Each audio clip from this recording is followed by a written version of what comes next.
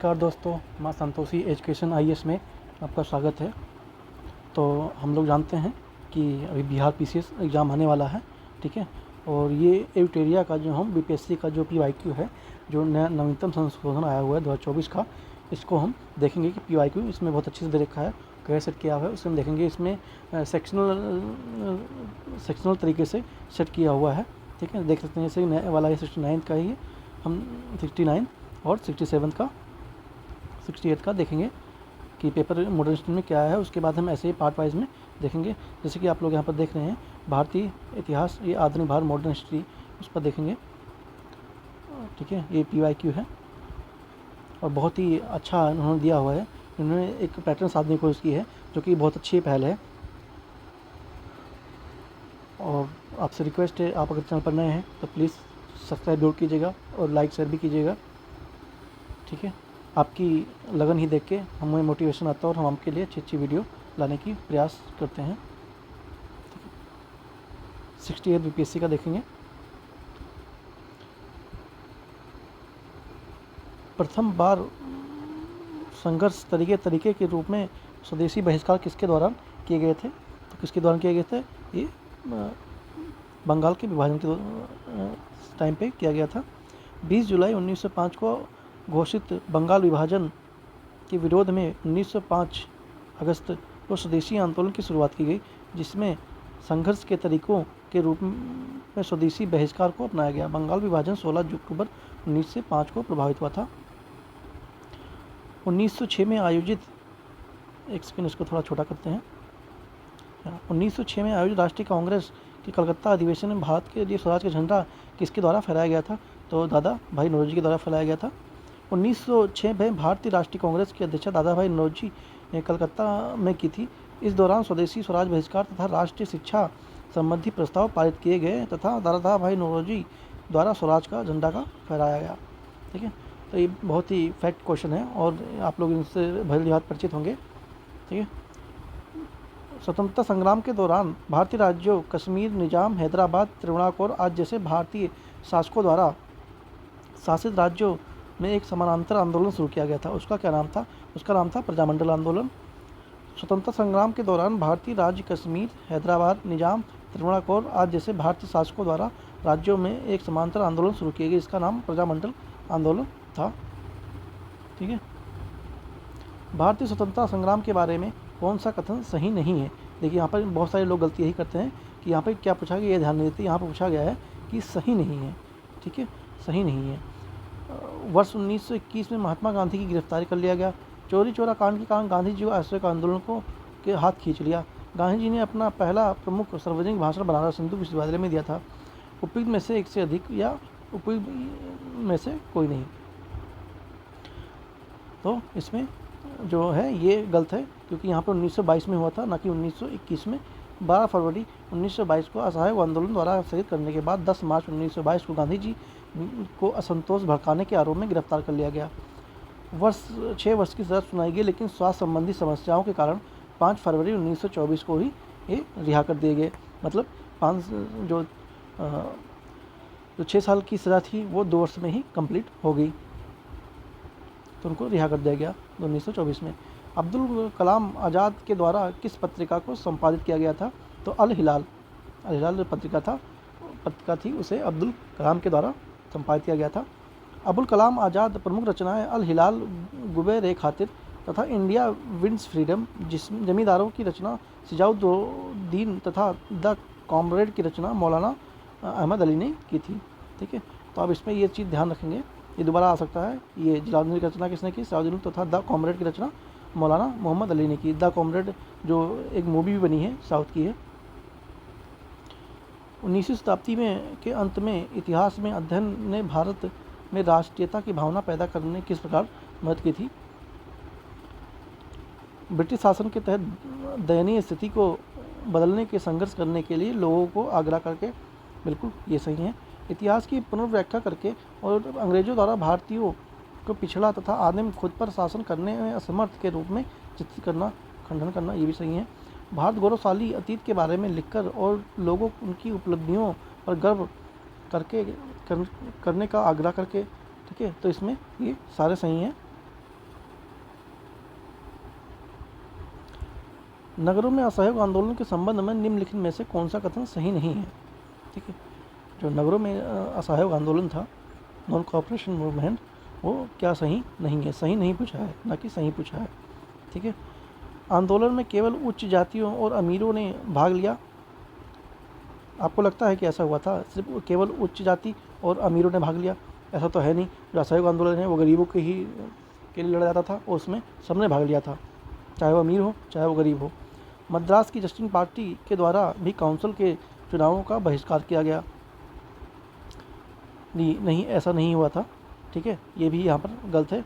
तो हमने यहाँ कहा भाई सही नहीं है, तो ये दोनों तो सही नहीं है, ये और ये सही नहीं है। हजारों छात्रों ने सरकारी नियंत्रण वाले स्कूल को छोड़ दिया। प्रधानाध्यापकों और शिक्षकों ने इस्तीफा दे दिया। वकीलों ने अपनी प्रैक्टिस छोड़ दी। तो ये थोड़ा सही लग रहा है। ठीक है, सही ही है। क्यों? क्योंकि जब गांधी जी ने आह्वान किया असहयोग आंदोलन का, तो उसमें कहा गया कि आप सभी लोग सब कुछ छोड़ दीजिए, जो अध्यापक अपनी कुर्सी छोड़, अपनी जॉब छोड़ दें, जितने भी वकील हैं, चाहे वो कर्मचारी हैं सरकारी या प्राइवेट, जो भी, ये सबको छोड़ने के लिए बोल दिया और सब एक साथ आकर इस आयोग में भागीदारी बने। तो इसमें कौन सा सही नहीं है? 1 और 2, मतलब ए ऑप्शन सही नहीं है, मतलब यही सही है। इसका आंसर ये है। असहयोग आंदोलन 1920 को स्वतंत्रता आंदोलन का सबसे बड़ा एक जन आंदोलन था, जिसमें शहरों तथा ग्रामीण क्षेत्रों के लोग शामिल हुए थे। इसमें जाति के अमीर तथा गरीब शामिल थे तथा इस समय हुए काउंसिल चुनाव मद्रास की जस्टिस पार्टी ने भाग लिया था और 63 सीटों पर चुनाव दर्ज जीत की थी। तो इसलिए केवल 3 ही ऑप्शन सही है इसमें। अगर आपको लग रहा हो कि मैं थोड़ा फास्ट बोल रहा हूँ तो प्लीज़ आप कमेंट करके बताइए, मैं कोशिश करूँगा वैसे धीरे धीरे, थोड़ा धीरे चलूँ, क्योंकि इसमें कंटेंट बहुत ज़्यादा है, एग्ज़ाम सर पे है और थोड़ी मजबूरी भी है फास्ट चलने के लिए, क्योंकि अगर थोड़ा फास्ट नहीं चलेंगे तो हमारे पेपर्स या बहुत सारी चीज़ें मिस कर देंगे। बट मैं कोशिश करूँगा कि थोड़ा स्लो हो। एक सन्यासी जो फिजी में गिरमिटिया मजदूर के रूप में काम करने के बाद उस जिले में अपनी पीठ पर तुलसीदास रामायण की एक प्रति को लेकर आया था, जिसे वह ग्रामीण श्रोताओं को छंद सुनाता था, जिससे वह किसान नेता का जिक्र किसमें है? वो कौन है? वो बाबा रामचंद्र जी हैं। प्रश्न में दिया गया बाबा रामचंद्र के बारे में, जो फिजी गिरमिटिया मजदूर थे, भारत आने के बाद सन्यासी के रूप में जीवन यापन करने लगे। इन्होंने 18 अक्टूबर 1920 को यूपी के प्रतापगढ़ में अवध किसान सभा की औपचारिक रूप से गठन किया था। ऑल इंडिया हरिजन संघ की स्थापना 1932 में किसके द्वारा की गई थी? तो महात्मा गांधी जी के द्वारा की गई थी। हरिजन शब्द का सर्वप्रथम प्रयोग महात्मा गांधी ने सामाजिक रूप से बहिष्कृत हिंदू समाज के लिए किया था। वर्ष 1932 में महात्मा गांधी द्वारा अस्पृश्यता निवारण संघ का गठन किया गया, जिसका नाम 1933 में ऑल इंडियन हरिजन संघ रख दिया गया। इन्होंने हरिजन बंधु गुजराती में, हरिजन सेवक हिंदी में तथा हरिजन अंग्रेजी में पत्रिका प्रकाशित की थी। आप इस चीज़ को ध्यान में रखेंगे, ये क्वेश्चन आ सकता है। ठीक है, ये यहाँ से हरिजन बंधु गुजराती में है, हरिजन सेवक हिंदी में है तथा हरिजन अंग्रेजी में है। 20 फरवरी 1947 को प्रधानमंत्री एटली ने भारत ब्रिटिश शासन को कब वापस लेने की घोषणा कर दी थी? ठीक है, ये अगस्त 1947 तक इन्होंने कहा था कि हम आपको सब कुछ सौंप के और अपने इधर आ जाएंगे। माफ़ कीजिए, अगस्त 47 नहीं है, जून 48 है। हाँ, जून 48 में 20 फरवरी 1947 को ब्रिटिश प्रधानमंत्री क्लिंटन ने जून 1948 तक भारत में ब्रिटिश शासन वापस लेने की घोषणा की थी। बाद में वायसराय लॉर्ड माउंटबेटन ने 3 जून 1947 को ऐलान किया कि 15 अगस्त 1947 को आज़ादी दे दी जाएगी। ठीक है, 3 जून को उन्होंने ऐलान कर दिया था कि 15 अगस्त 1947 को हम आज़ादी दे देंगे। एक्चुअली मैंने भी सही बोला था, ये अगस्त 1947 ही था, बट उन्होंने कुछ और चीज़ें इसमें ऐड की थी। एनीवे, छोड़िए, चलते हैं आगे। निम्नलिखित में से किस युद्ध में मुख्य विरोधियों को सही उल्लेख नहीं किया गया है? हल्दी घाटी का युद्ध महाराणा प्रताप और अकबर के बीच हुआ। पानीपत का प्रथम युद्ध बाबर और इब्राहिम लोदी के बीच हुआ। बिल्कुल। पानीपत का द्वितीय युद्ध टीपू सुल्तान और मराठा के बीच हुआ। जी नहीं। पानीपत का तीसरा युद्ध ये अकबर के बीच तथा बाबर तथा, चलिए चलते हैं भी आगे। हाँ, तो ये पानीपत का युद्ध द्वितीय युद्ध टीपू सुल्तान और मराठा के बीच लड़ा गया था। जो ये कथन है ये गलत है। ठीक है, किसके बीच लड़ा गया था? युद्ध अप्रैल 1970 महाराणा प्रताप अकबर के बीच पानीपत का युद्ध प्रथम युद्ध लड़ा गया और अप्रैल 1556 बाबर तथा इब्राहिम लोदी के बीच पानीपत का द्वितीय युद्ध लड़ा गया। सम्राट हेमचंद्र विक्रमादित्य और अकबर के बीच लड़ा गया था। इनमें से किसने 1947 में भारत में पाकिस्तान के बीच अंतर्राष्ट्रीय सीमाएं खींचने के लिए स्थगित की गई 2 सीमाओं का नेतृत्व किया? तो सिरिल रेडक्लिफ ने नेतृत्व किया था। न्यायमूर्ति सिविल रेडक्लिफ ने 8 जुलाई 1947 को भारत पहुंचे। इनकी अध्यक्षता में गठित सीमा आयोग ने भारत में और पाकिस्तान के बीच अंतर्राष्ट्रीय सीमा का निर्धारण 17 अगस्त 1947 को किया। किसने बंगाल में मालवारी बंदोबस्त प्रणाली की शुरुआत की? तो हॉल्ट मैकेंजी ने की थी। महलवाली व्यवस्था का प्रस्ताव सर्वप्रथम 1819 में हॉल्ट मैकेंजी ने किया था। गांव-गांव समूह को एक इकाई में मानकर लगान वसूल किया जाता था। यह प्रयोग असफल रहा। पुनः 1833 में मार्टिन बर्ड ने कुछ सुधारों के साथ इसे लागू किया। भारत में 30% भूमि पर व्यवस्था यह लागू हुई थी। तो ये सुधार भारत की 30% भूमि पर ये लागू हुई थी। इसके अतिरिक्त भारत की स्थिति बंदोबस्त 1993 ईस्वी में लॉर्ड कॉर्नवालिस ने तथा रेतवाड़ी व्यवस्था वर्ष 1919 से 1920 में थॉमस मुनरो ने लागू किया था। 1940 में विनोबा भावे ने व्यक्तिगत सत्याग्रह कहाँ से आरंभ किया था? तो पुन्ना वायरल केरल से, खेड़ा जिले के नारियल गुजरात से, पावना महाराष्ट्र से और उपयोग में से एक से अधिक, उपयोग में से कोई नहीं। तो ये महाराष्ट्र से शुरू किया था, पावनगर से। व्यक्तिगत सत्याग्रह शुरू करने के लिए 17 अक्टूबर 1940 को पवनार आश्रम महाराष्ट्र में हुई पहली सत्याग्रही विनोबा भावे। दूसरे सत्याग्रही कौन थे? हमारे पंडित जवाहरलाल नेहरू थे और तीसरे ब्रह्मदत्त थे। तो ये आप लोग याद ध्यान में रखेंगे, पहले कौन थे, सेकंड कौन थे और तीसरे कौन थे। तो पहले थी विनोबा भावे, दूसरे कौन थे? जवाहरलाल नेहरू, तीसरे कौन थे? ब्रह्मदत्त थे।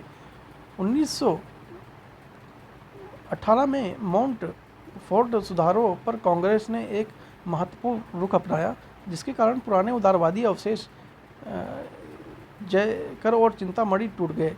जिन्होंने गठन क्या किया था? इन्होंने क्या गठन किया था? इंडियन नेशनल लिबरेशन इन्होंने इसका गठन किया था।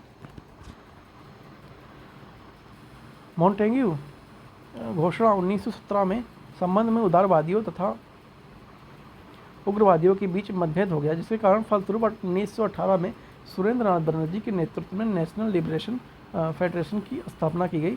कैबिनेट मिशन निम्नलिखित में से किसके लिए भारत भेजा गया था? एक राष्ट्रीय सरकार की स्थापना के लिए? बिल्कुल नहीं। सत्ता के हस्तांतरण के लिए? एक संवैधानिक व्यवस्था तैयार करने के लिए? हाँ, ये सही है। पाकिस्तान के लिए जिन्ना की मांग को बतौर पर काम करने के लिए? तो ऑप्शन केवल सी सही है। कैबिनेट मिशन 1946 के अध्यक्ष पैथिक लॉरेंस तथा 2 सदस्य AB अलेक्जेंडर स्टेफर्स क्रिप्स थे। यह मिशन भारत सत्ता हस्तांतरण के लिए संवैधानिक व्यवस्था तैयार करने के लिए भेजा गया था। कैबिनेट मिशन के प्रयासों से ही भारत में संविधान सभा का गठन हो पाया। ये 67 का जो एग्जाम हुआ था, जो कि कैंसिल हो गया था पेपर आउट होने की वजह से, तो उससे क्वेश्चन है। ये हमने भी कहा किसका देखा है? हमने भी ये 68 का दिखाया। ठीक है, 68 का जो मॉडर्न हिस्ट्री के क्वेश्चन आए थे इनको देखे हैं। अब उसके बाद हम चलेंगे 67 के जो दोबारा एग्जाम हुआ था, मतलब मॉडर्न हिस्ट्री से 16 क्वेश्चन आए थे 68 BPSC में। निम्नलिखित में से कौन सा सामाजिक सुधार विलियम बेंटिक द्वारा किए गए थे? सती प्रथा का उन्मूलन, बिल्कुल। दास प्रथा का उन्मूलन, धर्म परिवर्तन के कारण अयोग्यता के प्रावधान को हटाना, ठगों से संगठित गिरोह का दमन करना। ठीक है, तो इसका आंसर होना चाहिए 3 किस्में नहीं है, ये नहीं है 3, तो इसका आंसर है सी। देखते हैं, हाँ इसका आंसर सी है। लॉर्ड विलियम बेंटिक के कार्य सामाजिक सुधार 1829 में किया। सती प्रथा पर राजा राम मोहन राय की सदस्यता में पूर्ण प्रतिबंधित कर दिया। 1830 में ठगी प्रथा पर प्रतिबंध लगाया। शैक्षिक सुधार भी किए। लॉर्ड मैकेले की अध्यक्षता में एक मैकेले आयोग 1835 में बनाया गया। इस आयोग में शिक्षा के माध्यम से आयोग ने रखने की सिफारिश की। 1835 में कलकत्ता मेडिकल कॉलेज की स्थापना भी किया गया। किसने सिंध विजित कर उसका अधिग्रहण किया? तो नेपियर जो था उसने किया। प्रथम अफगान युद्ध 1839 से 42 के बीच दौरान स्थानीय अमीरों ने रवैये से अंग्रेज बेहद परेशान थे। परिणाम स्वरूप नेपियर ने शुरू में सिंध अमीर के साथ एक समझौता करके क्षेत्र का सैन्य नियंत्रण हासिल कर लिया था। सिंध कब्जाने की प्रक्रिया शुरू हुई। अगस्त 1942 में लॉर्ड एलन बैरो ने मेजर जनरल सर चार्ल्स जे नेपेरियर ने 1782 से 1853 को कंधार से ब्रिटिश सेनाओं को निकालने में सहायता करने के मिशन पर भेजा। ठीक है। 11 जनवरी 1843 ईस्वी मेजर जनरल नेपियर ने ऊपरी सिंध में इमारगढ़ के रेगिस्तान के किले में आक्रमण किया तथा उसे जीत लिया। ठीक है। तो किसने सिंध जीतने का उदाहरण दिया था, अधिग्रहण किया था? नेपेरियर ने। भारत की प्रथम जनगणना किस वर्ष हुई थी? तो 1872 में हुई थी। भारत में प्रथम जनगणना 1872 ईस्वी ब्रिटिश वायसराय लॉर्ड मेयो के पहली बार अध्यक्षता कराई गई थी। उसके बाद यह हर 10 वर्ष पर कराई गई। प्रथम नियमित जनगणना 1881 में की गई थी। गठन कब हुआ? 1872 में। उसके बाद 1881 में गणना की। तब से 10 वर्ष पर जनगणना का प्रारंभ किया गया है, जो आज भी चालू है। सुखदेव भगत सिंह राजगुरु को किस तारीख को फांसी दी गई थी? तो 23 मार्च 1931 को इन तीनों लोगों को फांसी दी गई थी। भगत सिंह, शिवराम राजगुरु, सुखदेव थापर की पूर्ण तिथि को शहीद दिवस के रूप में मनाया जाता है। इन क्रांतिकारी नेताओं को 23 मार्च 1931 में लाहौर के सेंट्रल जेल में फांसी दी गई थी। दिसंबर 1928 में प्रसिद्ध लाल बाल पाल की तिकड़ी राष्ट्रवादी नेता लाला लाजपत राय की मौत का बदला लेने के लिए भगत सिंह, सुखदेव और राजगुरु ने लाहौर में पुलिस अधीक्षक जेम्स स्कॉटन की हत्या की साजिश रची और गलत पहचान के लिए एक मामले में सहायक पुलिस अधीक्षक जॉन सॉर्डन की गोली मारकर हत्या कर दी थी। तो इसके कारण इनको 23 मार्च 1931 को फांसी दे दी गई थी। कहाँ पे? लाहौर के सेंट्रल जेल में। अगर आपने अभी तक सब्सक्राइब नहीं किया है तो सब्सक्राइब जरूर करें माँ संतोषी एजुकेशन IAS को, और अपने दोस्तों से भी शेयर करें। महात्मा गांधी द्वारा 1940 में प्रारंभ किए गए व्यक्तिगत सत्याग्रह के तीसरे सत्याग्रही कौन थे? अभी हमने ऊपर पढ़ा, ब्रह्मदत्त थे। पहले कौन थे? विनोबा भावे। दूसरे कौन थे? जवाहरलाल नेहरू। तीसरे कौन थे? ब्रह्मदत्त। हमने जस्ट अभी उत्तर पहले ऊपर देखा है। व्यक्तिगत सत्याग्रह की शुरुआत 17 अक्टूबर 1940 को महाराष्ट्र के पवनार आश्रम में हुई। गांधी जी द्वारा 11 अक्टूबर 1940 को विनोबा भावे प्रथम व्यक्ति थे सत्याग्रही के तौर पर चुना गया था। जवाहरलाल नेहरू तथा ब्रह्मदत्त तृतीय सत्याग्रही थे। जैसे कि क्वेश्चन BPSC में रिपीट होते हैं। अभी हमने 68 BPSC में देखा था, उसके बाद 67 BPSC में ये दोबारा पूछा गया है। भारत छोड़ो आंदोलन के दौरान खुफिया रेडियो किसने प्रारंभ किया था? तो उषा मेहता ने प्रारंभ किया था। उषा मेहता ने भारत छोड़ो आंदोलन के दौरान अपने सहयोगियों के साथ 14 अगस्त 1942 को खुफिया रेडियो कांग्रेस का प्रारंभ किया। यह रेडियो लगभग हर दिन अपनी जगह बदलता था ताकि अंग्रेज अधिकारी उसे पकड़ न सके। उन्होंने रेडियो की सहायता से आंदोलन को बढ़ावा बहुत दिया। ठीक, काफ़ी बढ़ावा मिला इस रेडियो के माध्यम से, क्योंकि उस टाइम पे रेडियो ही एकमात्र संसाधन था आदान प्रदान बातों को करने के लिए। सीमांत गांधी के नाम से किसे जाना जाता है? अब्दुल गफ्फार खान को जाना जाता है। खान अब्दुल गफ्फार खान को सीमांत गांधी और बलूचिस्तान के एक महान राजनेता थे जिन्होंने भारत के स्वतंत्रता संग्राम में भाग लिया और अपने कार्य निष्ठा के कारण सरहदी गांधी यानी सीमांत गांधी, सरहदी गांधी के नाम से इनको जाना जाता है।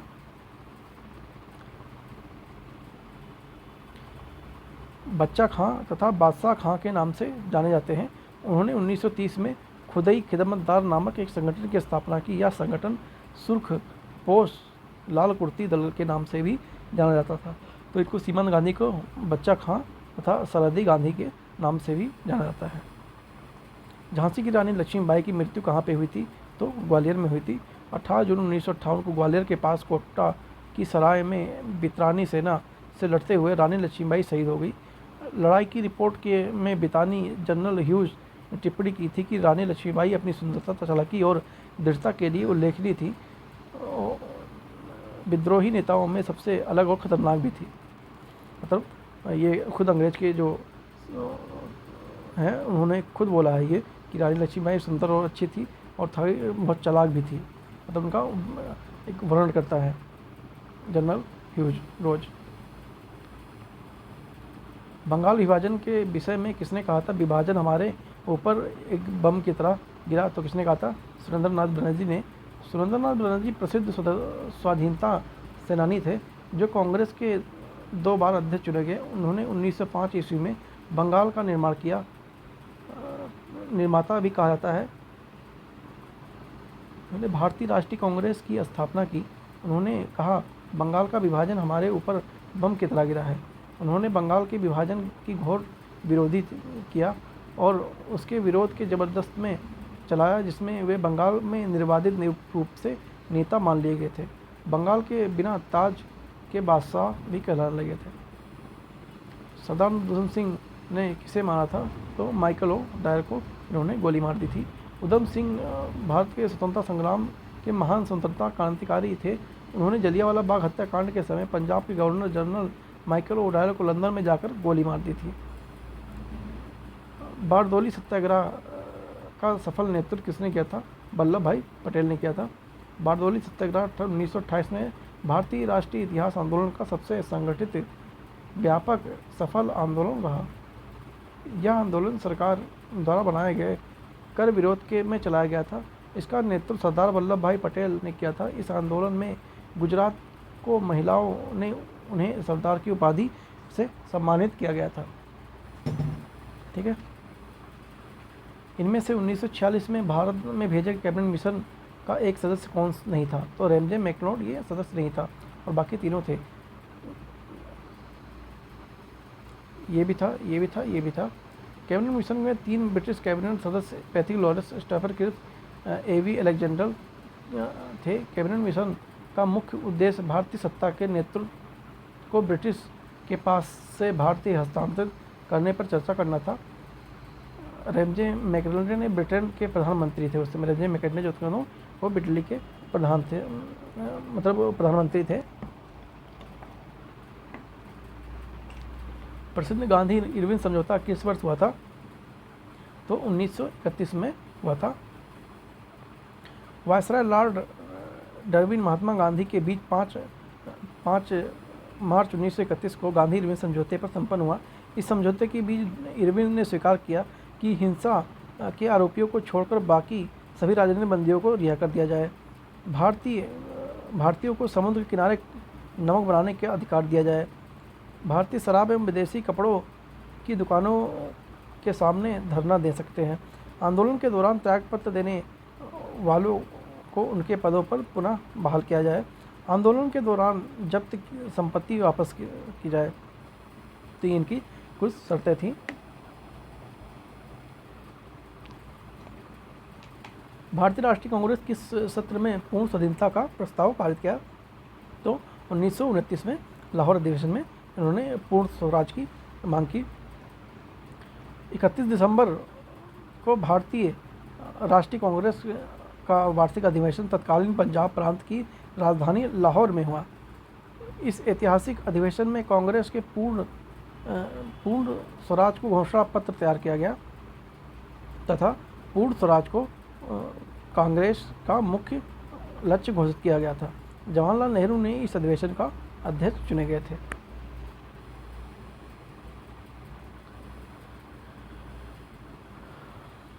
सुभाष चंद्र बोस निकोबार द्वीप का नया नाम क्या दिया गया था? तो स्वराज द्वीप।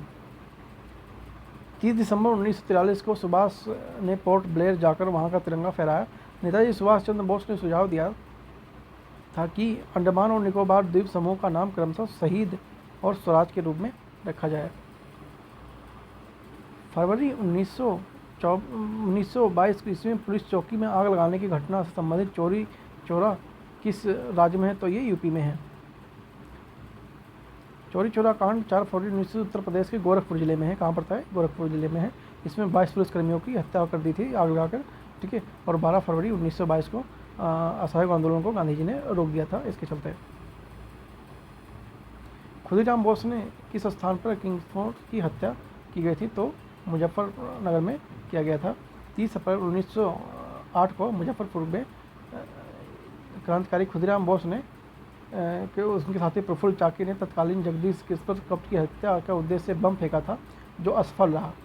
बम प्रहार में गलती से पिंगल कैंडेलरे की पत्नी और उसकी पुत्री की इसमें मृत्यु हुई। मतलब जिसके लिए बम फेंका गया था उसकी मृत्यु नहीं हुई, उसकी बजाय उसकी पत्नी और उसकी बेटी की मृत्यु हो गई। 1942 में किस त्यौहार के अवसर पर जयप्रकाश नारायण हजारीबाग जेल से निकले थे? तो कौन सा आया था? दीपावली थी। भारत छोड़ो आंदोलन के दौरान दीपावली के अवसर पर जयप्रकाश नारायण हजारीबाग जेल से 5 साथियों के साथ जेल से फरार हो गए थे। तो वो फरार हो गए थे दीपावली के दिन, ठीक है। हाँ, तो वो जो एग्ज़ाम था वो था सिस्टम को, ये जो कैंसिल हो गया था, ये है पेपर लीक हो गया था उस समय, ये कैंसिल हो गया था। उसके बाद ये वाले एग्ज़ाम, ये वाले क्वेश्चन लिए गए थे। रेतवाड़ी व्यवस्था सर्वप्रथम कहाँ लागू की गई थी? तो कहाँ लागू की गई थी? तो ये मद्रास में लागू की गई थी। रेतवाड़ी भूप्रति का शुरुआत मद्रास प्रेसिडेंसी के बराहमाल जिले से 1792 ईस्वी में की गई थी। 1820 में बम्बई और मद्रास प्रांत में अधिकांश क्षेत्रों में, असम तथा अन्य भागों में इसे लागू किया गया था। इस भू व्यवस्था में रीड मुड्रो और ने अहम भूमिका निभाई थी। ब्रिटिश शासन में 51% भूमि इसी व्यवस्था के अंतर्गत आती है। 1857 के विद्रोह को किसने प्रथम भारतीय स्वतंत्रता संग्राम के रूप में वर्णित किया है? तो कौन से? बी.डी. सावरकर ने किया है। 20वीं सदी के पूर्वार्ध में वीर सावरकर ने 1857 विद्रोह को भारतीय स्वतंत्रता संग्राम का रूप में इसे उल्लेखनीय और वर्णित किया है। समकालीन विचारकों का एकमात्र ब्रिटिश नेता बेंजामिन डिज़ायरेली ने इस स्वतंत्रता का संग्राम का संज्ञा दी है। भारतीय राष्ट्रीय कांग्रेस की प्रथम महिला अध्यक्ष कौन थी? एनी बेसेंट थी। 1970 दिसंबर में कांग्रेस ने वार्षिक अधिवेशन तिलक के प्रस्ताव पर एनी बेसेंट को प्रथम महिला राष्ट्रीय कांग्रेस अध्यक्ष के लिए चुना गया। प्रथम भारतीय महिला कौन थी? सरोजनी नायडू थी।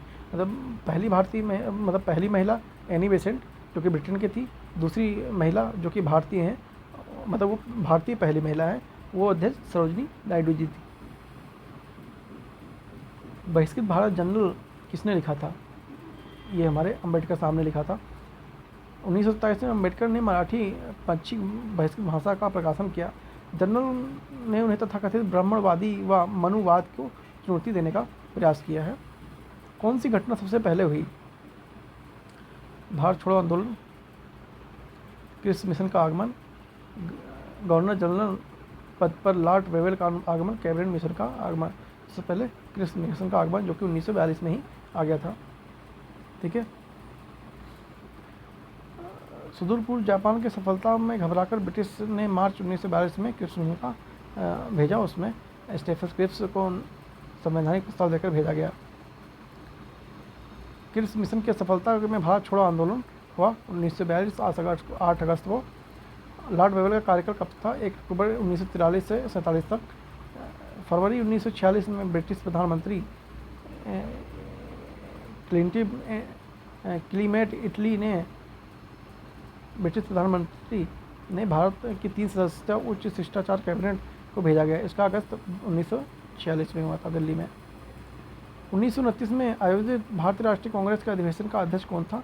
तो जवाहरलाल नेहरू थे 1929 की अधिवेशन में। और ये कहाँ तत्कालीन पंजाब के प्रांत के लाहौर में हुआ था, अभी हमने ऊपर देखा है। ऐतिहासिक जिसने पूर्ण स्वराज की मांग की गई थी। आई होप, आशा करता हूँ कि आप लोगों ने चैनल को सब्सक्राइब जरूर कर दिया होगा। और आपको और भी कुछ चीज़ की क्वेरी चाहिए तो आप कमेंट कर सकते हैं। और आपको उसकी PDF चाहिए तो टेलीग्राम लिंक और व्हाट्सएप चैनल लिंक दिया जा रहा है, आप डिस्क्रिप्शन में आप वहाँ जाके ज्वाइन करके वहाँ से आप ले सकते हैं। 1857 ईस्वी में विद्रोही नेता कुंवर सिंह के स्थान से थे, तो जगदीशपुर से कुंवर सिंह थे। बिहार के जगदीशपुर से कुंवर सिंह ने 1857 के विद्रोह को नेतृत्व प्रदान किया या छापामार युद्ध की शैली निपुण थे, छापामार युद्ध की शैली में निपुण थे। भारत छोड़ो आंदोलन के दौरान इनमें से हजारीबाग जेल से कौन फरार हुए थे? तो जयप्रकाश नारायण, हमने अभी देखा दीपावली के दिन ये फरार हो गए थे। 9 नवंबर 1942 को जयप्रकाश नारायण ने अपने 5 सहयोगियों के साथ हजारीबाग सेंट्रल जेल से दिवाली की रात फरार हो गए। सहयोगियों में रामचंद्र मिश्र, सूरज नारायण, योगेंद्र शुक्ला, गुलाबी सोनार और शालिग्राम सिंह शामिल थे। भारतीय राष्ट्रीय कांग्रेस ईसा पूर्व सन 1922 आयोजित गया अधिवेशन के अध्यक्ष कौन थे? तो गया अधिवेशन कौन थे? चित्तरंजन दास थे। अधिवेशन कौन से? ये पटना में हुआ है। बाकी प्रमुख 1912 में, इसमें आर एन मधुलेकर थे। Are N मधुलेकर। 1922 में गया में हुआ, जो कि चित्तरंजन दास थे। और 1940 में रामगढ़ में हुआ, जो अब्दुल कलाम आज़ाद थे अधिवेशन के अध्यक्ष। गदर पार्टी की स्थापना कहाँ पर हुई थी? तो ये यूएसए में हुई थी, संयुक्त राज्य अमेरिका में हुई थी। गदर पार्टी की शुरुआत नवंबर 1913 में माना जाता है। यह गदर नामक साप्ताहिक पत्रिका का पहला अंक उर्दू प्रकाशित हुआ था।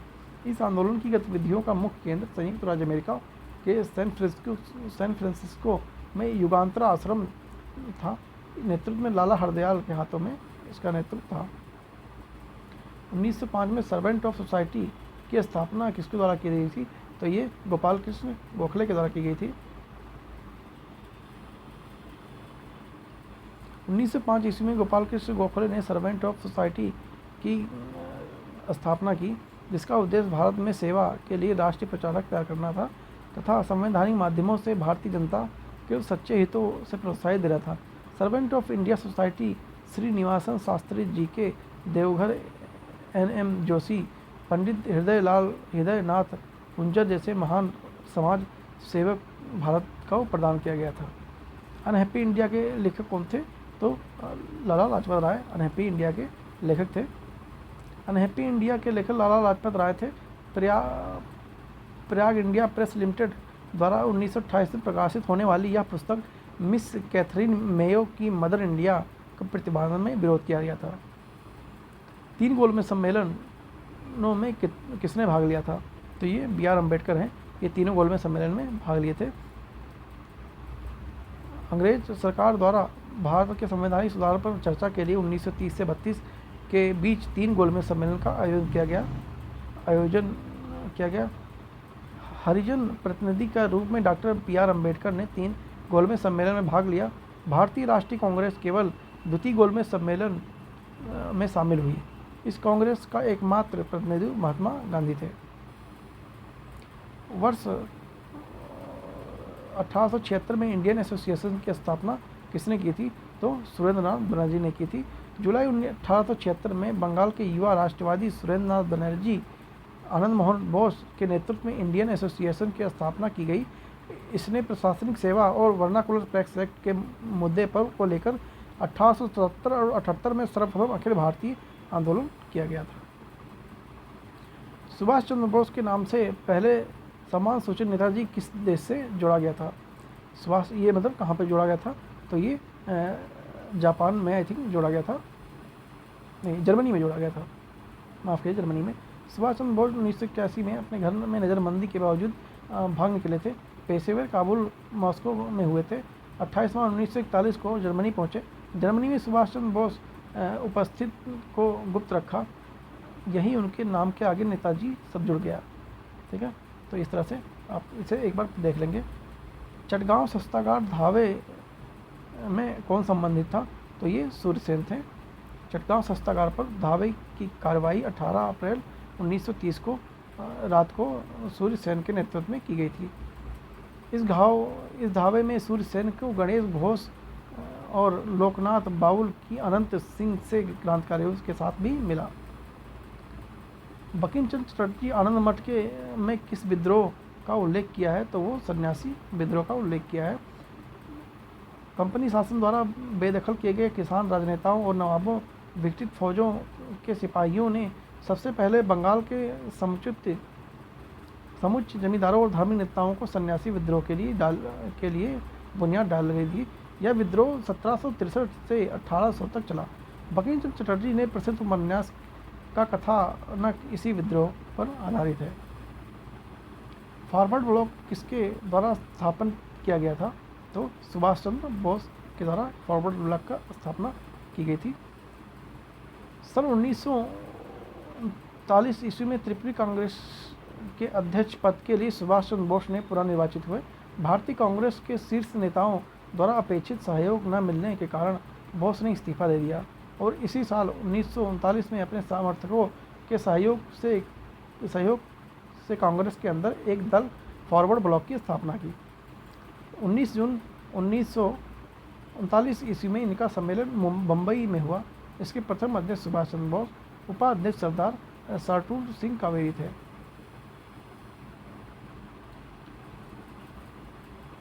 अंतिम सरकार में वित्त मंत्री कौन थे? तो लियाकत अली खान अंतिम सरकार में वित्त मंत्री थे।